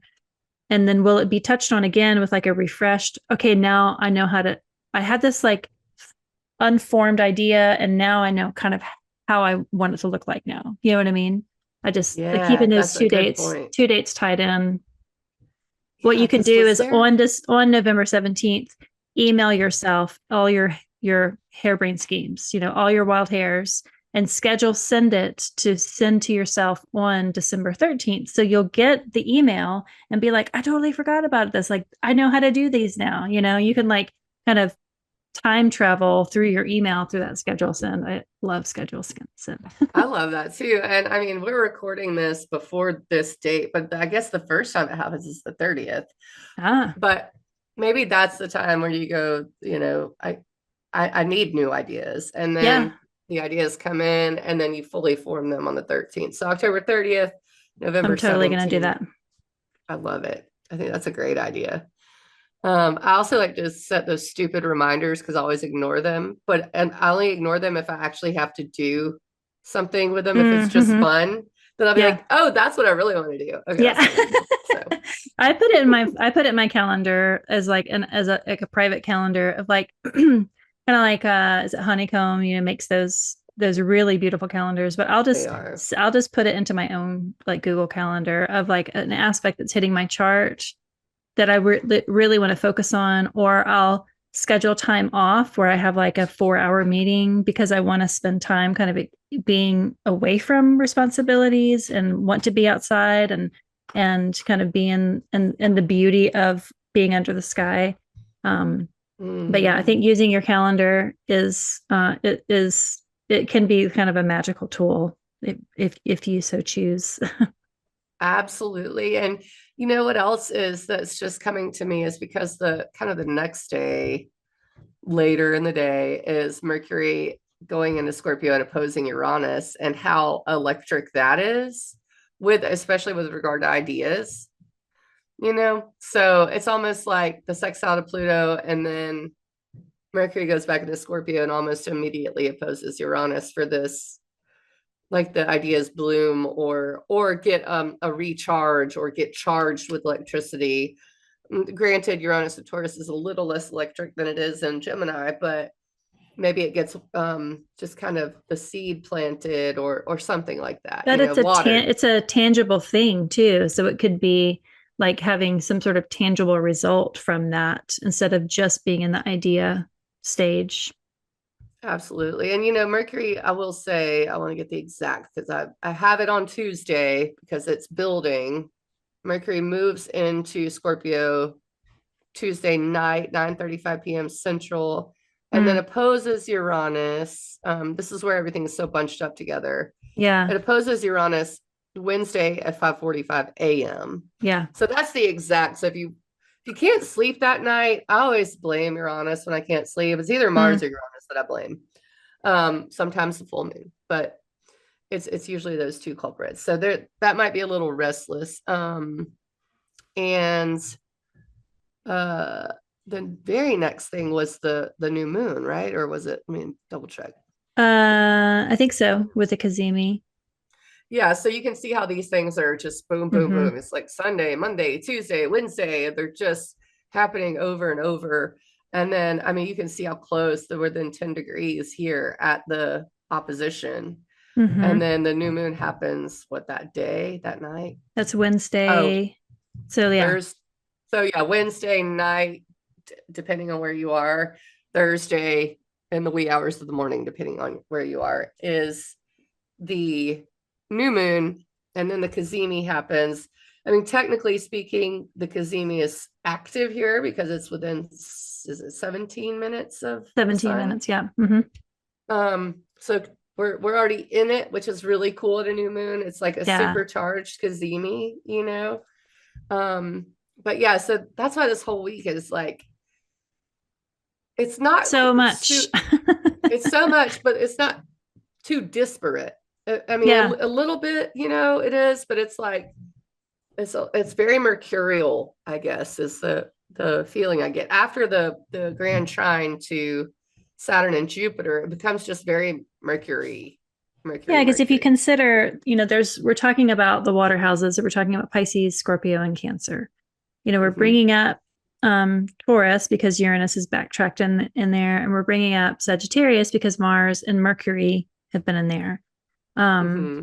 and Pluto with Aquarius a little bit. We're not talking about Aries except a little bit with Chiron. We're not talking about Gemini. We're not talking about Leo. We're not talking about Virgo. We're not talking about Libra. So it's anchored in those water houses. And then you have these little players that kind of step in and say a few lines, but it's really about the water houses. And then we have that Mm-hmm. Mars that is in Sag that was conjoined with Mercury that went back to a water house. So it's a lot, but it's really concentrated in that water triad. And with that, there's that emotional currency, that emotional intelligence that kind of happens with water flow. So I love Kazemi. I'm a Kazemi girl. The moon is fallen here in Scorpio, which is like even more so to be like, okay, well, we don't have our normal tools. We don't have Mm-hmm. people helping us. We have to figure this out with whatever we have. And so a resourceful moon, a resourceful new moon, a dark moon with Mercury there at that inferior conjunction to also provide information to help figure it out. Mercury has gotten all the tea from Pluto, from Mars, bringing it Mm-hmm. back to that Kazemi. So it's like, this is like the detective's table looking at the evidence that's there. Is like, what kind of case do you want to build for the Scorpio house in your chart? I'm Scorpio rising. This is my first house. So I'm excited for this Kazemi. I'm excited for this new moon. And Venus is also present there too. So it's like we have that, but it's so water rich. It's so flowing. And it's because we have those outers, we have that Jupiter and we have that Saturn in water signs, just like keeping that water channel going. Yeah. And I love the fact that the new moon pretty much is opposite Uranus, and so is the Cazimi. They're just Uranus is there like, I'm trying to help free you, but this Yeah. is the seed you have to plant there. Yeah. And so uh Venus is like, okay, I'm not at home. I'm in your home, Mars, to help with this situation. So there's it does seem it just seems magical as much as it is dark. And I don't mean dark in like the most negative connotation. I just mean like there is almost like working in the dark, like you're working in the background. Yeah. These are the plans you don't want to tell anyone. Just going to say it. Yeah. That's great advice. Because I mean, there's a lot of conjecture about if you tell people your plans, you kind of release some of the energy from it, and it's might not materialize exactly like you want. Yeah. If you're planning and doing around this time, these are definitely the plans you want to work on before and wait to tell people until it's time to release that. Yeah. Because I don't think that even if you have an idea of what this day or this moment or this Kazemi or this new moon will be, I would wait for the day to Mm-hmm. really kind of consider it, because Kazemi moments are these great opportunities for sitting in meditation for those downloads. I would wait to receive whatever information comes through. And yeah, keep it close to the chest. This is for you to kind of figure out. Maybe when Mercury goes direct, it goes back over this degree, maybe then share it with some people that are close. But yeah, be cloaked with it. Yeah. I love the Sabian symbol for this is, and it's actually very not politically correct right now or appropriate because it says an Indian squaw. What we mean is the matriarch of the Native American clan pleading to the chief for the lives of her children. And it's love as a principle of redemption and the concept of intercession, asking for someone to intercede in these things. And really what I feel like we're doing with this is, hey, I think what we're asking to intercede is our quietness. Like that's what we're using as kind of, the Virgin Mary or whatever people ask to intercede for them. We're asking our own soul for this. And the intercession is the quietness, is the working in the background. And um it's very much like, I don't really know about that concept of intercession, because I'm not, I don't subscribe to like that Christian concept of that. And I don't really, I guess sometimes I ask planets for intercession, and you might could do that, maybe Mars, I don't know. But it just feels like if that's a concept here, if that's the Sabian symbol, it feels like more of a wish, a hope to the universe, like to whatever you believe can intercede for you in this time. And sometimes it's Like like your higher self, you know. it's your higher self. Yeah, it can be. So whatever that is, that Sabian symbol, I was trying to I tend to connect with them. And this one, I was like, how do I connect with this one? But it's like it's redemption, and I think at this point, um, after the last couple of years, and they've been hard for some people, and some people have thrived. So it depends on where you are in your own life. But I think that for me, especially, it feels like a good moment for that. All right, new moon, intercede for me. I want this to move forward, to be this way, to do this thing. Um, Which kind of goes and into like the trick of like sending yourself a future email. yeah, You know, it's like you can give yourself kind of the like imagine yourself on a merry-go-round, and you have these people that can like push you along as you're on the ride. And so it keeps your momentum and propelling forward. And so what can you give yourself to set yourself up by something like, setting intentions or setting a calendar notification or putting a tenner in your pants pocket so that you just have like extra cash on that day or whatever it is. Like what can you do to kind of help propel yourself forward with whatever idea or intention or seed or personal magic that you're creating in that Scorpio house on the Scorpio new moon with the Kazemi. I think you yourself can be that character to kind of that guardian angel, that support person for yourself, in that kind of future time travel, because Mercury is going to come back over through it. So, yeah, what are I you agree. looking at? That trine there? Yeah, I'm looking at the kite, but also the fact that Neptune and Uranus are exactly sextile by the minute. Mm-hmm. And if you, I know that, like, for instance, I think Austin Coppock says don't do intentional things at exactly the new moon with the moon in the same sign. Wait a little bit. I just happen to feel like this moment is extremely powerfully magical if you're into that sort of thing. And I mean, magic can be prayer too. So whatever you believe, this night here, Thursday the 20th, is just supercharged. It really does feel that way because the new moon's trine Neptune, Uranus and Neptune are sextile. The new moon's also pretty much trine Saturn, pretty much trine Jupiter. It's just got a lot.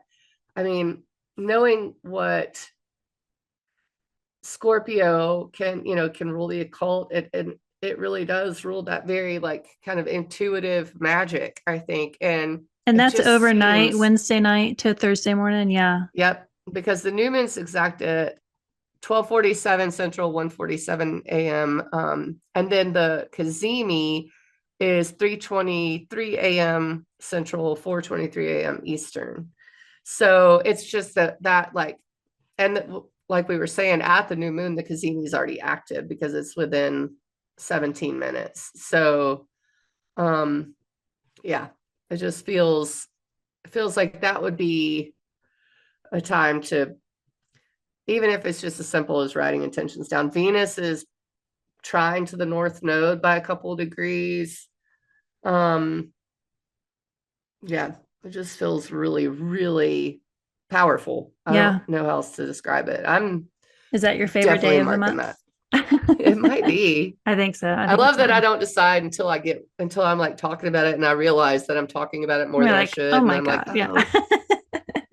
okay. So I had for the Scorpio new moon because of the trying to Saturn, and it just Hmm. feels like we're trying to climb the mountain, and then you have the Kazemi, just that point of light in the darkness of Scorpio. I think it's beautiful. Then the sun enters Sagittarius. Woohoo. And then you get Mercury trining all this exactly. So Mm-hmm. kind of some of this stuff, except for the sun and Sag, we've already gone over kind of what the sun trine Jupiter and Saturn, and then Mercury's Then going to do Mercury. it, Yep. but the new moon's kind of doing it. The Cazimi is kind of doing it. So it's like we're already, I put bubbles though because it's Mercury instead of the sun. It's like feels floaty and like there's some inspiration. Well, and then the Um, next day, the sun sextiling Pluto instead of Mercury sextiling Pluto. Again, it's kind of that Sag Aquarius connection is happening because of that retrograde. yep, that's right. Let's look at, I guess it's really not, I mean, the sun ingresses Sagittarius once a year anyway, so that's not a big deal, but I wanted to see, yeah, the moon's in Sag. I guess we could look at that. And just I go through can't the hear it. next yeah, it's ridiculous. It's slow. I need to go clean out my stuff. But so the sun entering Sag, 7:35 p.m. Friday. And at that point, Venus is also starting to come into these trines. It's not quite there Mm-hmm. yet, but Mercury's there trining it. And the sun, even though it's a degree and 43 minutes off, as soon as it goes into Sag, it's starting to sextile Pluto. Yeah. And there it is, like, I guess Saturday, Sunday is what we said. Let's get That that. whole weekend, it just seems like it will be fun. Sun Mm-hmm. and Sag usually is a lot. It's livelier. It's fun. It's Yeah. hopeful. It's joyful. And then having that opportunity with Pluto, that the fire and air when they get together, they have that sextile relationship. They're kind of fun and lift each other up and a little bit social. And I think that the power source of Pluto and the power source of the sun connecting together and that hopeful Venusian aspect of a sextile just feels like it kind of might maybe lift us out of the water a little bit so that we can start to dry off, Yeah. dry out our plans. That's a good point because we're definitely going to need to do that. And, something else that's drying us out is Mars right here is pretty well square the nodes at the bending. Mm-hmm. So, when is that exactly? So, Sun sextile Pluto exactly is Sunday, November 23rd, 1:19 p.m., 2:19 p.m. Central Eastern. Um, and then you've got Mars and I don't even think I put that on there, but it's drawing my attention because it feels very something I haven't thought about is the eclipses because they've kind of been in the background. Mm-hmm. Okay, so 7:45 that night. So it's only a few hours after the sun sextile Pluto. Yeah, I didn't Um, include it in mine either. It's a good point to make though, because it's the first thing in Sag besides the moon that is there kind of challenging that nodal axis. that's right. And reminding you that it's not just Pisces, Virgo, and then Gemini has been there doing it. It's not just that. Yeah. It's also Sag. It's like we've Sag got to is join the remember that. party. That's right. Because I gotta look at if Mars conjoins the North Node, yep, before it goes into Aquarius, it sure does in March. And that March time frame is also really crazy. So you have the Saturn Neptune conjunction around there. And it's just this time frame is going to be linked to that, I think, especially with Mars and the North Node and Mercury Mercury's too. retrograde. Yeah. And the eclipses are March 3rd. So this is okay. We're almost at the half point then Mm-hmm. because February 17th and March 3rd is and there's Venus in the North Node at that time. So yeah, this time period right now is extremely connected to spring. I mean, but yeah, it's just a skip step. That's what they call it in evolutionary astrology when everything is I'm tripping up my words. Anything is square the nodes. It's like a Yeah. point that you have to complete to get to. So Mm-hmm. from the south node to the north node. And Yeah. yeah. My son is at the bendings. Oh, there you go. Yeah. So your skip step is just to be you. Yeah. I love it. Yeah, so pay attention to where Sagittarius is. This is going to be on my Jupiter in my sixth house. It's like, oh, you want me to work more? Okay, sure. I guess I will. let me I look think at the what we creative got. idea that might come through in that Scorpio house might inform the Sagittarius. It's like, what Yeah. creative thing that can you concoct, can you brew up, so then to carry back forth into the Sagittarius house? And for you, it's that creative fifth to the grind of the sixth. Yeah. Yeah, and it's funny because all 83 babies are gonna be here because, well, not all, but definitely fall 83 are gonna be in this place because there was so much in Sagittarius at that time. Yeah. So if you were born during that time, you're getting this heavily in your chart right now. Um, and then the next day is, I think before I move on, I want to say that the thing is to take the action here. Yeah. There's action involved. And then Mercury, Venus the next day on Monday, the 24th. Um, I love that. I think that's great. Mm-hmm. I'm excited Is about that that right on your Mercury, sun? Venus. Yeah. Yeah. hmm That's great. hmm Yeah, it's like, you better think about what you try to do to me. That's what it feels like.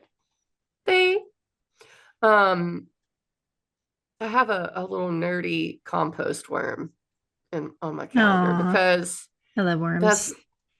I do too. And I think Scorpio is very related to compost. I think the only other sign I might put there is Virgo, but I mean, and they both rule kind of digestion and stuff in medical astrology. And Yeah. so this is like, what here can be eaten away or maybe that you find out needs to be composted. I think there could be also an inspirational um part of this. Venus is nice. Venus is beautiful. Venus is not really having any trouble with anything. I'm looking around. It's just Mercury retrograde going, oh, yeah, I need to think about this. What do you think about that Yeah, conjunction? she's sextile. They're both sextile the moon, Yeah, trine Saturn pretty closely, a little further away to Neptune, trine Jupiter, opposite Uranus by about 7 degrees. Yeah. it feels like a continuation of that week before. Yeah. Yeah. I mean, I listened to this death doula last weekend and talk about when a butterfly is being transformed in the chrysalis stage, their body actually like turns like melts into like a goo, right? Before it gets reformed into the butterfly phase. And that it's important when it breaks out of the cocoon that it does it of its own will so that it can dry all the water, all that wetness off so it can dry to have the strength to be able to fly. And so this Mhm. feels like that liquefying stage of transformation. And Mercury is there to make sure that it's like all of the right ingredients are put into that transformative, beautiful stew that is Venus and Scorpio, connected to all the water. So that when she transforms out of Scorpio and into Sag, she's like able to have like the bravery and the force to be able to go forward, so that just kind of what comes up is like that chrysalis goo for this conjunction with Venus and Mercury. That's perfect. I think that's just right along the lines. It's that same topic of like compost. It's like you're trying to transform this. And I Mm-hmm. think an important ingredient is Mars squared the nodes there because Mars is ruling this conjunction. Yeah. Um, and it also just continues to bring the water in. Mars is squared the north node in Pisces, and this is trine Saturn in Pisces and trine Jupiter in Cancer. And so goo is a really good word for this. Mm-hmm. And then Mars is the thing that's trying to push you forward into that butterfly, that strength, like you said, you need to have. So Yeah. that's beautiful. I love that. That's really wonderful. And then we get Venus, trine Jupiter, and Saturn. Pinky promise. Um, it's just like it's all happening. That's what it feels like. And then Saturn direct. That's that um Thursday. Mm-hmm. So that's going to be really, I think, welcomed. So let's go to Because it's Venus stationed at trine. that point. Yeah. There it is. And so when Venus trines it, it is stationed. Hmm. Um that's almost like the tip of a hat to things that were trying Jupiter when it's stationed. It's like, Yeah. There's I so mean, much they're watery both so connection. close. Yeah. It's like harmonic in a way. It really is. And water is, I don't know, it's a fun element, but also as much as earth is heavy, water is so heavy. I mean, if Hmm. you've ever tried to pick up a garbage bag full of empty beer cans and all the beer is spilled into the bottom of the garbage bag, it is just so, you can tell I bartend sometimes. It's just so heavy. It's like, Yeah. whoa, you don't even realize how heavy water Hmm. is. And so I guess with that in mind, as wonderful as all this can be, it could also feel quite heavy. I mean, there's Yeah. that potential. Um, but Yeah, because there's probably something more, about like the amount of space that you give water to fill, it will fill it. with yes, with like earth, it like there's space in between, but water will fill every bit of capacity of level surface you will give it.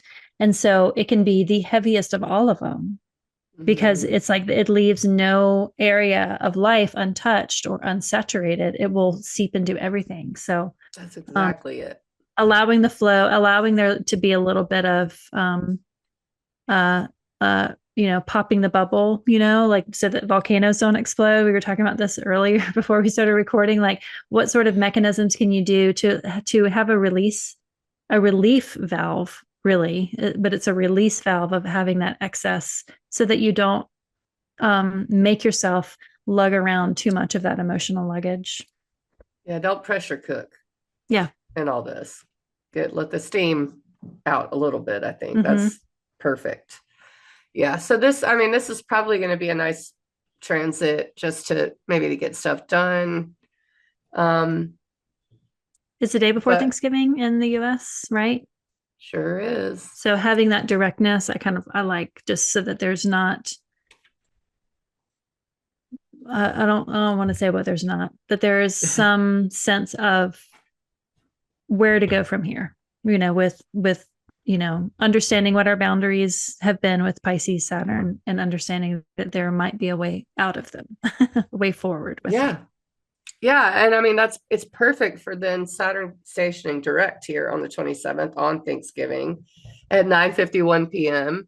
And maybe this is the pressure release. I Mm-hmm. feel like this day could be because um I think with Jupiter and Cancer, it's probably a safe bet that a lot of people have had familial things, whether it be maybe you're, receiving uh some money to buy a house from your mom that makes you feel away, or maybe you're receiving um some kind of angstiness from your family and that's making you feel a certain way, but there's lots of familial stuff happening. Mm-hmm.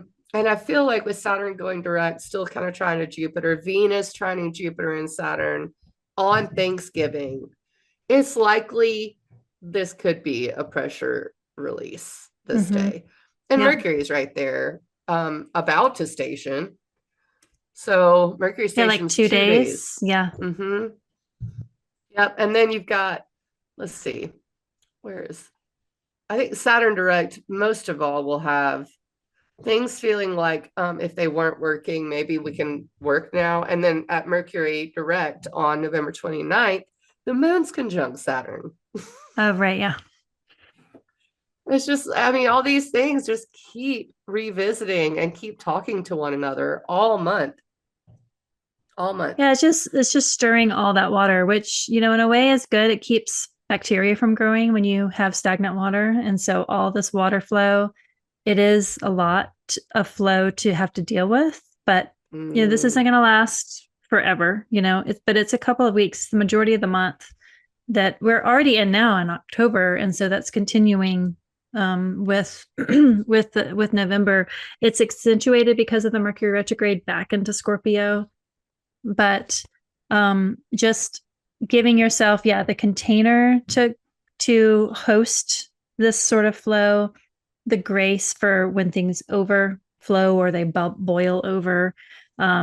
And know that it's temporary, that it's here to stir up so that we can deal with it and we can work with it and we can remember our humanity and the emotional states that we can get in, and know that it will also begin to shift, into different forms, into different alchemy as we go into the new year, especially. Mm. Yeah, and I mean, this I haven't really dug into December, and I wonder if that's because November's so just like there's so much that I haven't even been able to Mm-hmm. look at December because it's like once you make it through all this, like for instance, November 29th, Mercury goes direct.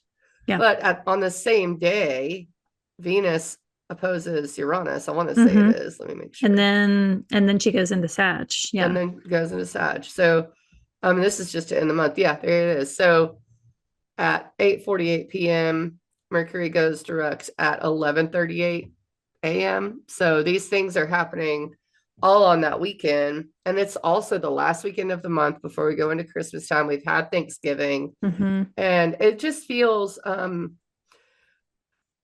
I mean, honestly, that because Thanksgiving was that Thursday and this is the weekend, we're still in pressure valve release mode, Mm-hmm. especially with Venus opposing Uranus. Can I tell you what I'm doing this day? Because I do know that. What?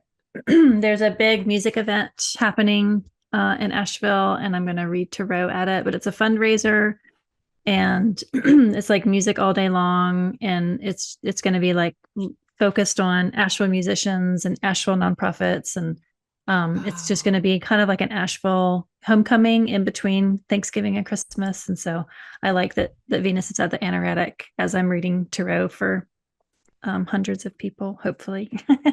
I love it too. That's wonderful. Maybe we have a gig Friday night. Maybe we'll just head up to Asheville on that Saturday. There you go. Why not? I mean, Do it. I don't see why not at this point, especially with Venus moving into Sag right after Yeah. this. So there we go. And that ends the month. I mean, Venus moves into Sagittarius, and I'm very excited about that. I love Venus and Sag, Mm-hmm. um, especially with Jupiter and Cancer. It just feels really nice. And Venus and Sag, travel makes sense. That's kind of why I made that joke.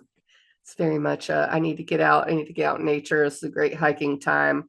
Mm-hmm. Hopefully, we'll have good weather. And I saw the long range forecast is that it's going to be a warmer than normal winter, and I think I'll take it if I can just get outdoors in the sun. I think Yeah. that'll be nice. I'm fine with that. Not Yeah. fine with the drought that we have right now. That's okay. No, no, I'll take some snow this winter, but I Hmm.